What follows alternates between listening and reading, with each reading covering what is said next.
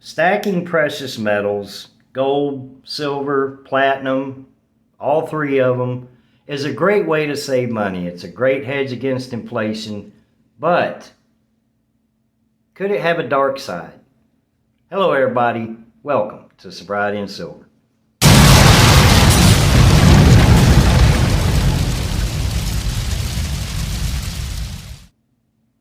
I woke up sober this morning because I went to bed sober last night. Today is 1,292 days of continuous sobriety.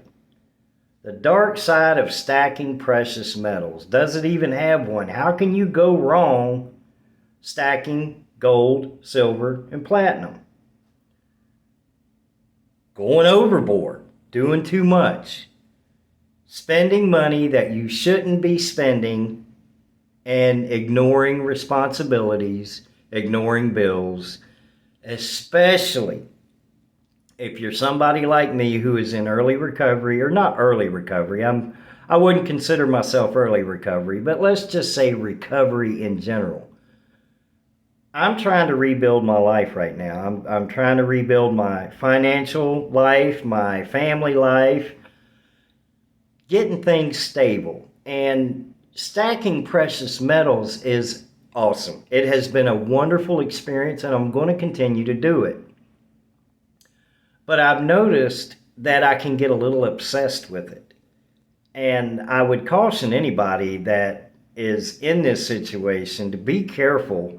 I was in the chat room of Monday Night Metals last night, and somebody put in the comments, I can't remember who it was, I wouldn't say who it was anyway, that their wallet is always empty because they invested in precious metals. You know, their safe is full.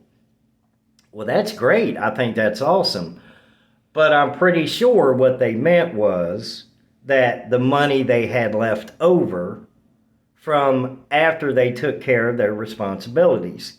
You know, the bills are paid, the food is in the refrigerator, the car has gas in it, you know, then the wallet gets emptied out because they want to convert that money, that cash, into precious metals. So yes, if your responsibilities are taken care of, I absolutely encourage anybody to get into stacking precious metals. It's wonderful, and it is a great way to save money.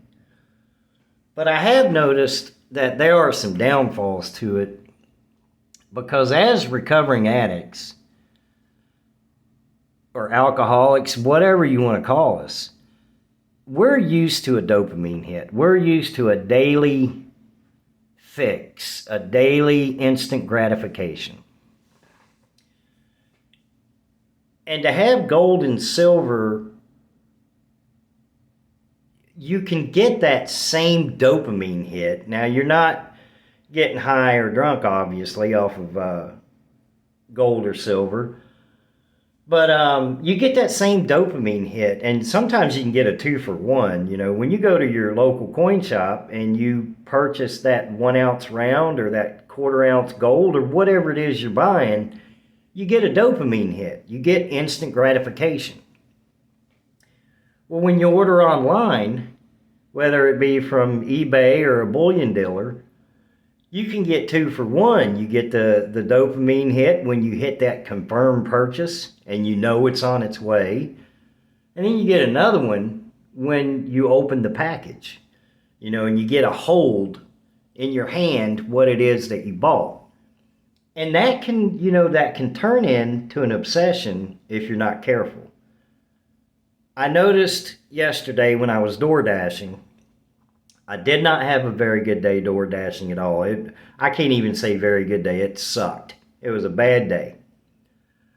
So when I got home, I noticed I got right on eBay and was just looking at gold and silver. I mean, silver and platinum. I didn't look at any gold.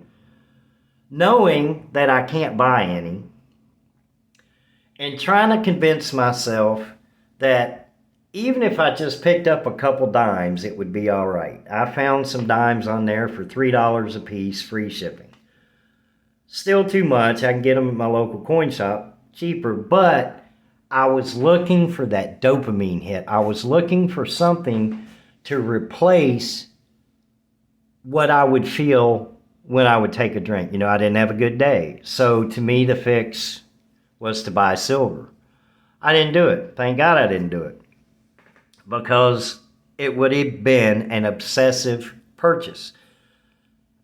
I can't afford it right now. I have a car payment coming up and I have car insurance coming up.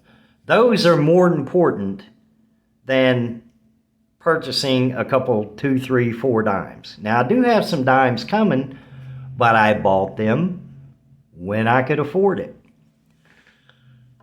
I've heard very little people, or very few people, I should say, talk about it. Now, Coin Shop Chris is a big advocate for do not go overboard.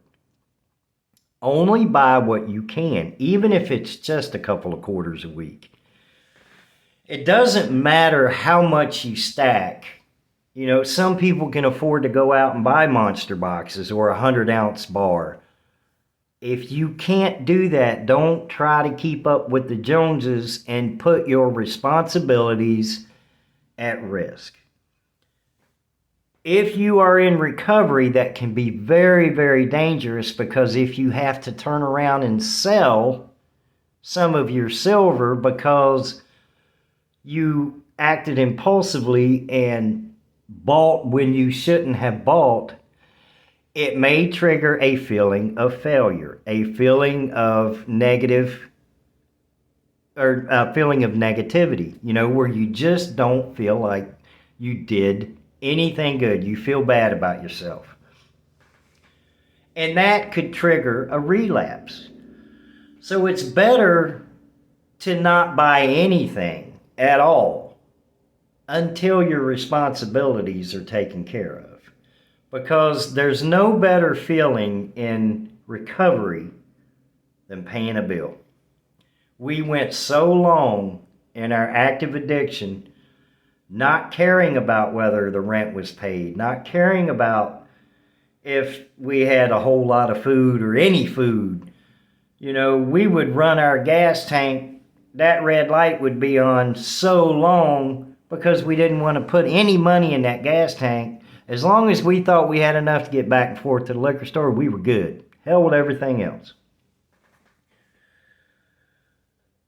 That is about all I've got on this video. I just, like I said, I heard that comment and it was done in fun, joking around, but it did bring up, it brought up a feeling, I guess, because I do notice that when I can't afford to buy anything, whether, you know, be a dime or any silver at all, when I can't afford to buy anything, I'm constantly looking. I am either checking the spot price 4 or 5 times a day, or I'm looking at something that I absolutely can't afford. Yesterday I was looking at a 1/10 platinum bar. It was $56. Well, hell, I can't afford to get a couple of dimes right now, much less a $56 1/10 platinum, 1 gram platinum bar. So I'm giving myself my own advice. Take it slow. Make sure responsibilities are taken care of first. I'm going to repeat this one more time. As a recovering alcoholic and a recovering addict, there is no better feeling than paying a bill and paying it on time. Not having to call, set up payment arrangements, and then going out and getting drunk, or getting high, or smoking weed. Whatever it was you did. Responsibility takes precedence over stacking gold and silver. When you can afford to do it, absolutely do it. When you can't, don't. With that being said, you guys have a beautiful, wonderful, blessed Tuesday. Thank you, Coin Shop Chris, for starting the Stop the Melt campaign. Stop the melt, guys. Pick up a little bit of junk silver whenever you can. Just don't go overboard with it. If you can't afford it, don't do it. You guys take care. I'll see you in the next video.